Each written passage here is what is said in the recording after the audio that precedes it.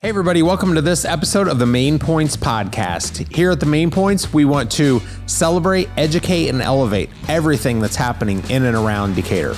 Today, we have an exciting guest, Kara Demirjian Huss. Kara, I've known for years, and she has been instrumental in the transformation of downtown with a development project that you see here today that we're going to talk about, and also how she's going to talk about what's happening in the future too. We really spend a lot of time looking 5-10 years ahead for what's happening in Decatur and Central Illinois. So hope you enjoy the podcast and thanks for tuning in.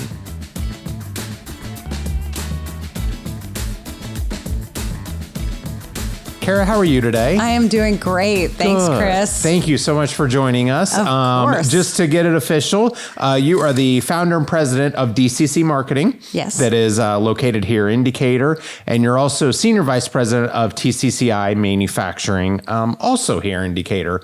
So first, you're here because Decatur means so much to you, and it's evident through what you do. I think it's for our listeners, we want to know a little bit more about who is Kara and how did you get to be how you are? I'm not sure anybody really wants to know all of that, but I'm happy to share.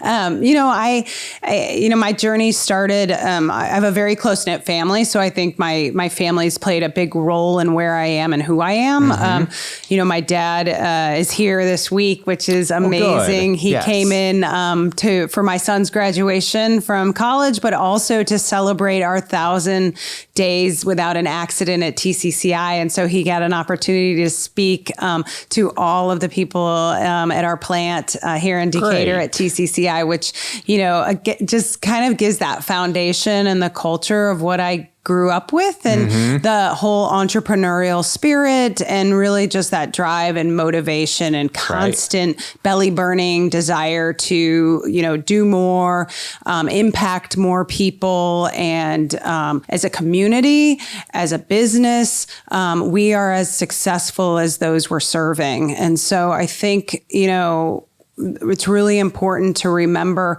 that there's a greater reason why we do what we do. And it's not just success will come and profits will come, but the doing good work and doing work for others is really how that happens. And so I think, how I got to where I am today, I was fortunate to have some great mentors. Mm-hmm. And I think that's where it all starts for me.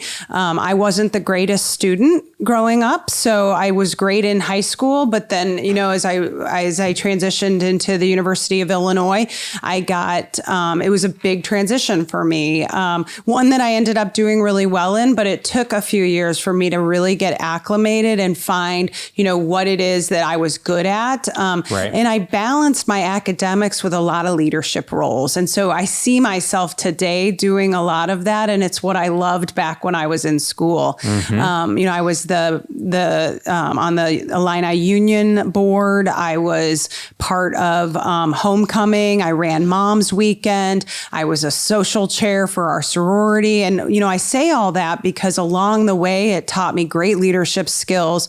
It helped me build great relationships, many of which I still have today, not even from the academic side of my college career, but from the things that I was involved in at the community. So I still have a quite big network in Champaign of individuals that were part of my world back then. And that translates to who I am today and how I got to where I am today. Right. It's so interesting that, I listed your titles and we said local titles because we know you're on many boards and associations and different committees.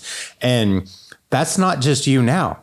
That was you when you were at the U of I. Yeah, I mean, you were president of the board. I'm going to call out like Steve Groney and I. We were, and Brian Byers and I, we were all on the Big Brother, Big Sister board when we were 22 years old. We were part of, youth leadership groups here in the community. I mean, we went from, college right into community and getting involved. Right. And I see people doing that today, but back then it was just something that we did. We we were the next generation of leaders. And there were a lot of mentors along that way, a Kevin Berhaney, a John Skeffington. Those were people I looked up to and that taught me a lot through the boards and the community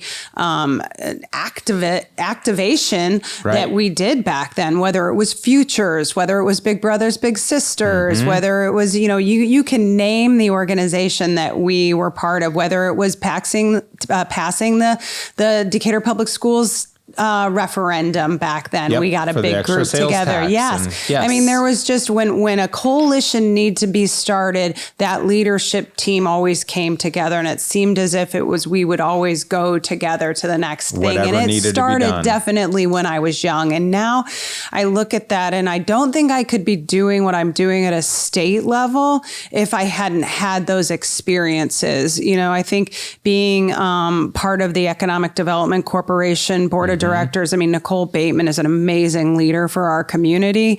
And I think being part of that board, we're doing so much, not only here for the community, but the impact that we're having at a state level. And then the Illinois Manufacturers Association. I mean, the leaderships that I had when I was younger really kind of positioned me for how do I do more? How do I impact even more of what I'm doing, build bigger, stronger, better relationships that not only serve our business, but serve our community. And so I think that's just really important in me. And it goes back to, again, that was important to my dad. My dad's been very philanthropic. My brother Richard is a huge, he's very involved as well. I think people laugh because when he was just telling me the story, he was out the other day and somebody said, "Aren't you Kara's brother?" And I think that's kind of funny because he's very active as well, just in different ways and in different places. And we wouldn't be here today in this community without the vision that he's had for the next generation of growth with TCCI Manufacturing. Yeah, that's awesome. Yeah. So I think, having that confidence to go for it, certainly I think in one sense it was bred into you. That's who you've always been. Yeah. And one thing I want to tell our listeners about it is a project that now is everybody knows is downtown, but wasn't always there.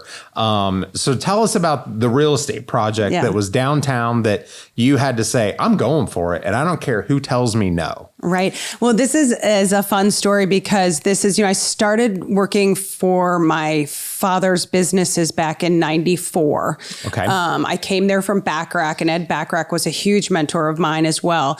Went over to the family business. My dad recruited me to help two companies that we no longer, that we've since sold, that I was working for and doing the marketing for, were really quite a large amount of work from a marketing standpoint for those two companies. And in about 96, my dad decided he was going to retire. My brother took over for our manufacturing facility. And at that same time, the city had come to my dad to see if he would help with a revitalization project downtown. We were about to build our headquarters and expand our headquarters in Decatur down on our 22nd Street where we're at right now. Okay. And they had said, would you be the leader developer in developing and revitalizing the 300 block of North Water, which is the area that you're talking about. And my dad said, sure, I'll do that. He got Samuels Miller, BKD at the time, several others to have interest in that. Sure. And at that same time, he decided he was going to retire. Oh. My brother took over the manufacturing company, and we had a hole in the ground in the middle of the downtown area. And so I was 20. Like you had already had a hole. Oh my gosh. So so that people know. So we're saying the 300 block of North Water. It's the DeMerco building now. Right by Central Park. Yes. Now the Hickory Point Bank building. Point Bank. So just so people know, if you look downtown and you see this building that hasn't been there forever. Yes. This is the building. This is the building. And so there's a hole in the ground. There's a hole in the ground. I'm 27. I'm 27 years old. Yeah. And I was like, Richard's like, I don't have time for this. And I was like, okay, I'll do it. So, in the true family generational spirit, I was like, I'll do it. I loved real estate. I came from the fashion industry. And this to me was, retail and that type of industry go very in a mixed use environment, go really well together. And so my first thing was, in order to sell the building, I had to learn how to learn the community. And so I just rolled up my sleeves, which I was taught at a very early age, you have to do the work. You have to take the time to learn, get involved, and do the work. And if you don't do that, you're never going to learn. You're never going to climb a ladder. You're never going to really progress to a place where the expectation is, at least for me at the time. And so I would roll up my sleeves. I rolled up my sleeves to learn manufacturing. I went into the plant and learned how to build the product. And with the real estate, I went around and had great mentors there. People like Jim Macy, Carla Brinkotter at the time. I knew nothing about the real estate market. And, that was the place I needed to start. Right. And at that time, you weren't here. You weren't in real estate at that time. So it was, those people were very instrumental for me in learning that. The Park District, Bill Clevenger, really taught me that. So I learned the things that made the community tick. What are our quality assets? Where are our rooftops? What's our household incomes? I got involved at the Economic Development Corporation at that time because I had to learn the industry here. Right. And I had a lot of people tell me, you're never going to build a 72,000 square foot facility and take $8 a square foot gross rents and push them to $12 to $15 a square foot triple net. That was just unheard of in Decatur in 1997. So what you're saying is people were renting at certain rates and you were nearly doubling those rates. Yeah, because we wanted to transform the downtown and really have an anchor location and have a place that could really be the revitalization and cause an economic catalyst around. And the core, your downtown is always your core. Right. And so as a community and the city manager at the time, and it was a really important piece. And so this is mid-90s. Mid to late 90s. And so there was a lot of people telling me, a 27-year-old, you're never going to be able to do that. What do you know? You don't know anything about it. And I probably didn't, quite honestly, but I didn't let it stop me. I learned. I took a lot of notes. I put strategies together. Coming from the retail industry, we already had secured a couple of really good anchor tenants in there on the top floors with Samuels Miller and BKD. Yep. And so what I really was focusing on was trying to get to that building at 70% before we opened, which is a pretty aggressive goal. And I, coming from the retail, like I said, made a whole list of companies that I thought fit the demographic need. And I had spent my time at Bacharach doing demographic analysis, understanding markets, understanding behaviors and patterns of people. And so that taught me a lot about how economic development happens. It translated for me in a different way. And I did a lot of cold calling. Talbot's was one of those that I targeted because I thought it fit our mix. And I honestly just picked up the phone and called their real estate office, and I happened to call at the right time in the right place, and I had a really good sales pitch, and they sent their brokers up, and one thing led to another, and we landed Talbot's here. And so that was really the anchor for us at the time of that facility. And to have that main floor retail anchor, which to have a Talbot's come to a downtown and a tier 3 community was pretty transformational at the time. And so that was a really big, for me, first success. I think that was something I learned a lot about.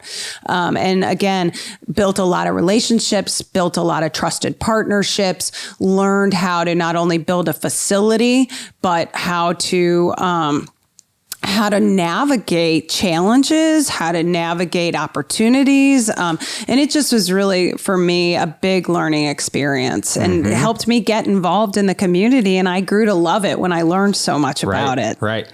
As we were kind of preparing for this, one word that came up was Audacity. Yeah. And just the you, the 27-year-old, ability to go into downtown Decatur, and I can imagine all the mentors you've named, I'm sure 3 times that many people said, "You're crazy. Yeah. What are you doing? There's no way that'll ever happen." Yes. And I have one person in particular, I won't name, but was like, "No, that's not going to happen." And they came up and apologized to me after and were like, "I can't believe that you made this happen." And that's awesome. That felt really good. And, they weren't rude about it. They just didn't believe that it was going to happen. Right. But I think, and even today, all the things that you're doing are things that'll never happen here, right? And I think you just continue to push that, and that's what's so great. Well, about I think you. the EV Hub is a great example of that. I picked up the phone and called Deputy Governor Menard because we needed to transition and retool and convert our 1940s facility, or over 100 jobs were going to be lost, and we were going to have zero growth and not really have much here in Decatur anymore. Quite honestly, if we didn't transition, because the product that we were manufacturing here in Decatur was at the end of its life cycle. It was the York division of BorgWarner's compressor, and it just didn't fit the vehicles anymore. And we knew this. We've moved all of our manufacturing to China and India, but with this opportunity with EV, the unprecedented amount of dollars coming in at a federal level, the funding that the states had received and garnered in Rebuild Illinois.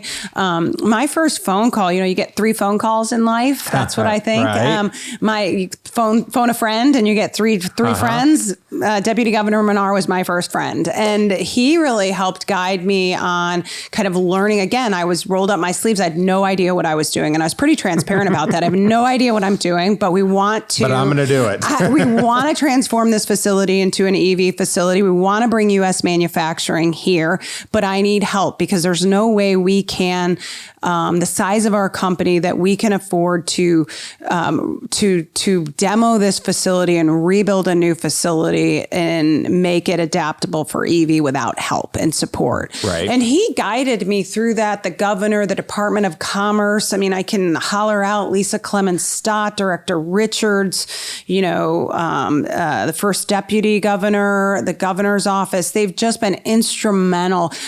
Senator Turner, Representative Scheer, Congresswoman Budzinski. I mean, I can go on and on about the support that we've gotten for this facility, but without that and them helping me to really get the funding that we needed in order to do this. So we helped write the REV agreement, which was the Reimagine Electric Vehicle agreement that many other companies are benefiting from now. It's an incentive program to help transition from combustion vehicle to electric vehicle, either manufacturing or component manufacturing. But then we partnered with Richland Community College and the city of Decatur to build one of the top 3 priorities in the state with the EV Hub, which is one of the first public-private partnerships with $21.3 million to rebuild our facility that will have U.S. manufacturing for the electric compressor. We'll have a large climatic center for innovation and research, and we'll be the only ones in the United States that will have the community college embedded inside of our facility with 3 classrooms. It's crazy. What can come of that? So having 3 classrooms, a college being embedded. Yeah. What exactly does that mean? Because that is definitely something we wanted to hit on here. Students get the opportunity to have immersive learning. So we're creating programs in collaboration with Richland right on site on our campus. Okay. So we'll be training. We have 2 areas that we're focused on with the academy. One is the 2+2 career pathways. Okay. So if a student wants to go into engineering, computer science, or advanced manufacturing, a lot of times you'll need a 4-year degree. So what we're working on is we've worked with Richland to get articulation agreements so students can seamlessly transfer with an associate's degree into either the engineering schools or the computer science schools, to the U of I, to ISU's new engineering program or their computer science program, the UIS, Northern Illinois, Chicago State, GSU, Illinois Institute of Technology, or Millikan without any issues. All of those colleges will have agreements in place. Have agreements in place and working through dual enrollment. So you can enroll in Richland and be accepted into the other school right away. This is transformational.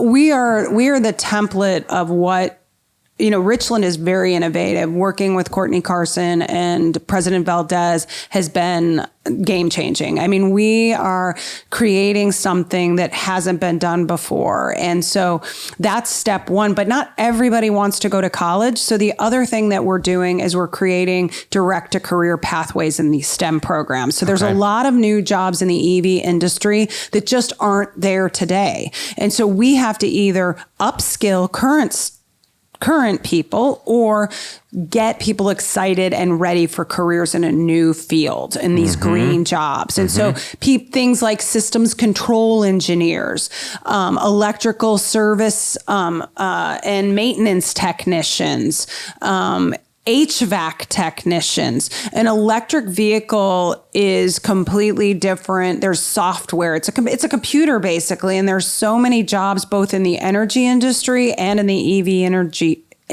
in the energy industry that requiring these skilled trades. So we're working to develop these programs in this curriculum with Richland, with our partners at Rivian, with our partners at Lion Electric, and with our trades, our construction trades and labor with Josh Sapp and that group to create programs and curriculum that will allow us to individuals to go direct into career, whether they stay at TCCI or go outward. We're a public-private partnership facility. So if you remember, we aren't just doing this for TCCI. This is for our competitors. It's for our customers. It's for the industry to be successful. We're working on creating these jobs. And I think a third thing, it's there for the industry, it's there for competitors, it's there for you, but it's there for the community. Yeah, for sure. And really the career path, the ability to get the 2-year associate, here at Richland and then advance on. Yep. That in a way that lowers that potential hurdle for someone to be able to get into that career path. Because those areas of study can be expensive in certain areas. So it makes the transition into it's going to be more simple. And then also the direct to career path, just putting people to work. Putting people to work in good, high quality, high paying jobs. That's our goal. And so we're working also with the school districts across the county. So Courtney and President Valdez and I have met with the superintendents of all the schools, as well as Jill Reedy. We've met with the principals and the counselors to create a dual credit program that can start as early as 8th grade for those schools that want to bring it in. This isn't for every student, but students that want to graduate from high school with an associate's degree and articulate right into college and be a junior, the amount of money they'll save, the amount of time they'll save, we can get them into the workforce quicker. We can align them with apprenticeship programs with our industries. So I'm working on a collaborative with industry across the state to help build partnerships so that these students could then go on, articulate right into college, but also be paired with a business so that they have a job waiting for them when they come out. Ultimately, that's what we're trying to build here in Decatur. And again, this is different than any other community. And so I think, if you're living under a rock and don't know what's going on because you're not involved, sometimes I don't listen to social media a lot because it drives me crazy when people are commenting on things and they don't even know what's going on. And it's like, do you know how many people are out there working on the behalf of the community? It's for the betterment of everybody here. And so we need people to get on the bus and help us move. We've got a lot of momentum going in this community right now. We've landed as a finalist for the Recompete, which we're one of only, a few in the United States that have this opportunity for millions of dollars here. Decatur. We are an EDA tech hub now, designated tech hub in collaboration with the University of Illinois and partners like ADM and Primient.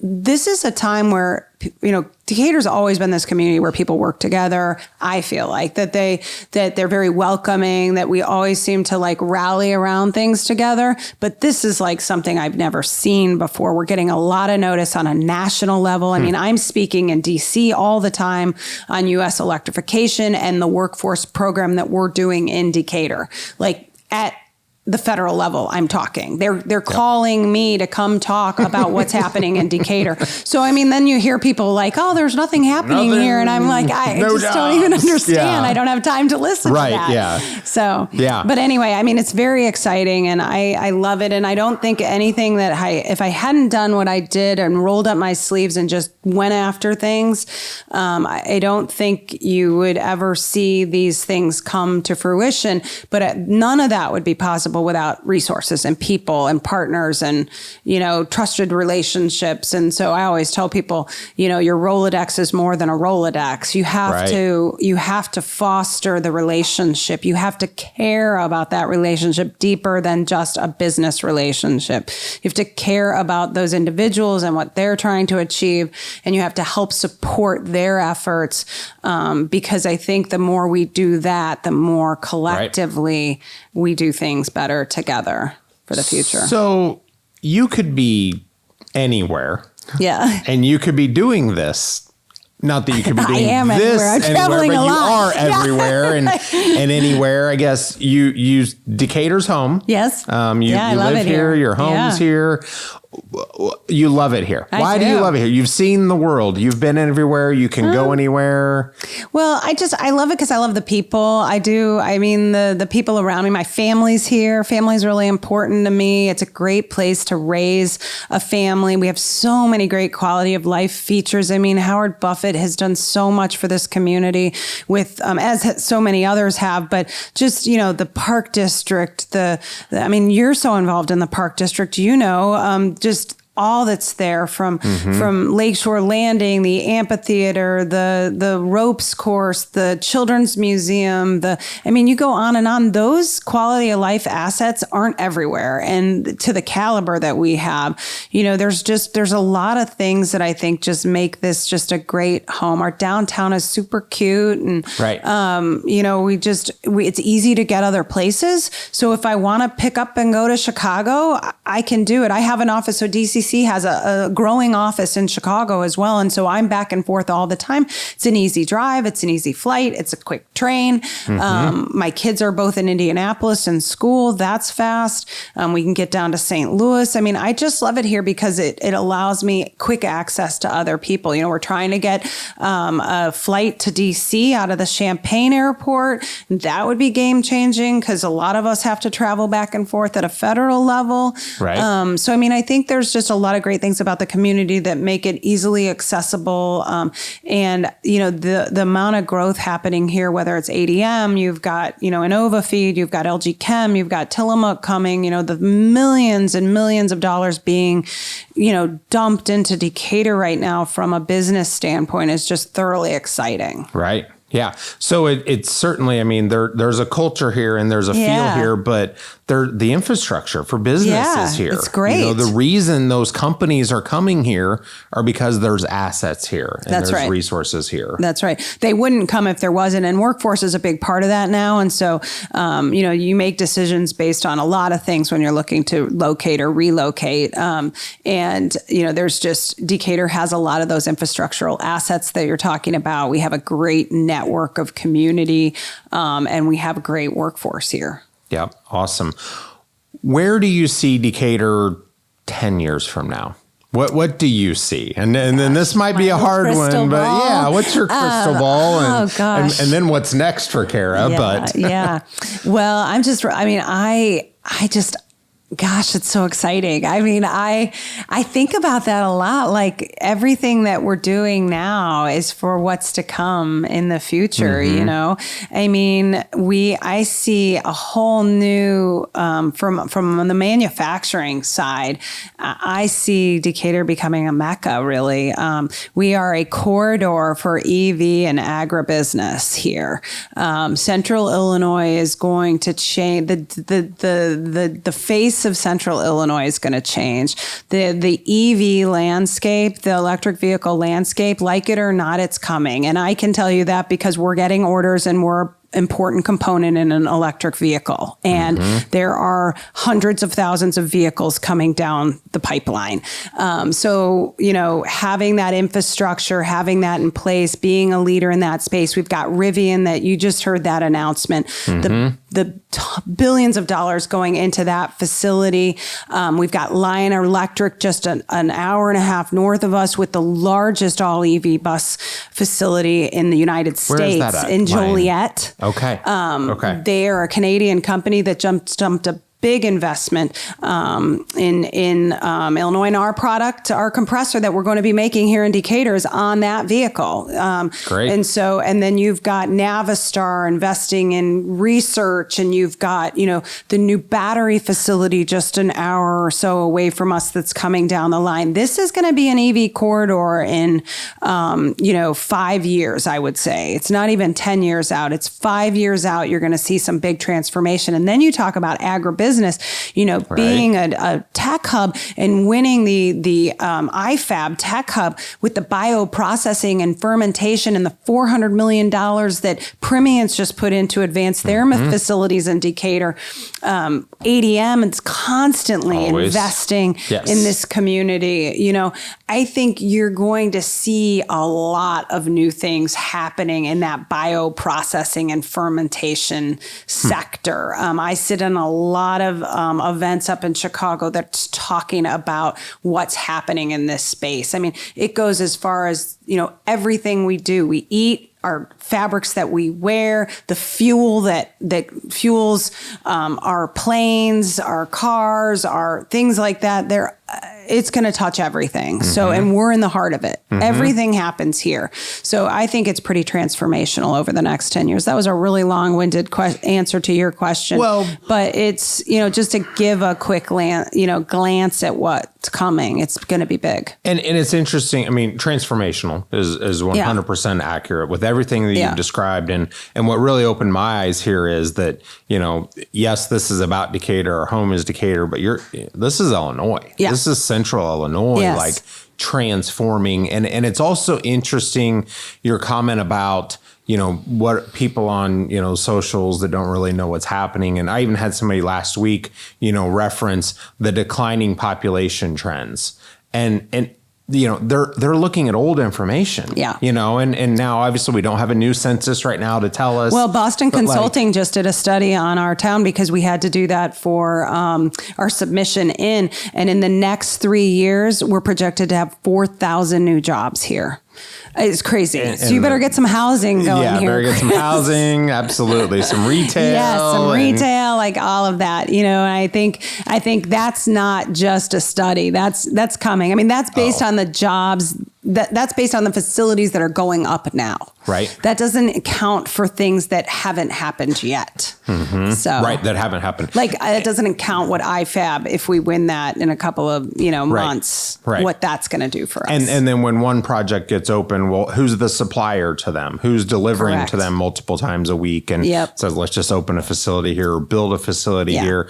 I mean, I know, and we talked a little bit about off air that, you know, Decatur in a sense too has become a melting pot for people, you know, from COVID, post-COVID, everything, where people's really reevaluating life. It was a few months ago, somebody asked me, you know, there's people moving here. There are people from every state in the union. You can name them right now. They're coming. And they said, why are they coming here? And I said, they're retiring here. So as much as all these jobs are happening and great things are happening from a business standpoint, an industry standpoint, it's just a great place to live. It really is. And, it's that they're coming here to retire, but our companies are global. So we're, whether it's TCCI or ADM or Primian or Mueller or Caterpillar, or, you name it, we're global companies. You're going to see a melting pot of individuals here. Yes. And I think that's super exciting. I think diverse perspectives and new cultures shared with existing cultures is something Decatur's really good at. We're a good people community. Yep. Absolutely. Well, the one thing that you said that I will not be able to get out of my mind is the burning belly of desire. The passion. Yeah. And that just, I think anyone watching this is definitely going to see that has not faded in you. No. If anything, it's been fueled, with your experience and your. I think everything's coming together. For sure. Yes. Just desire to make things happen. Thank you for all you do for the community and Illinois, Central Illinois, and really all of us. So thank you. Thanks for having me. Absolutely. Well, that was a great episode. And as you can see, Kara mentioned she had a burning belly desire at a very young age to be very involved and be quite a leader. And certainly, as you can see with her energy now, she still has that. Really, she and everyone around her that she is leading, they're instrumental in what has happened in Decatur and really what is happening as we transform into both a tech hub, an EV hub, and an agribusiness hub. Kara Demirjian Huss is certainly a leader in that for Decatur. So with this episode, we certainly want to celebrate everything about what she and her team has done over the years. So tune into future episodes and thank you for joining us.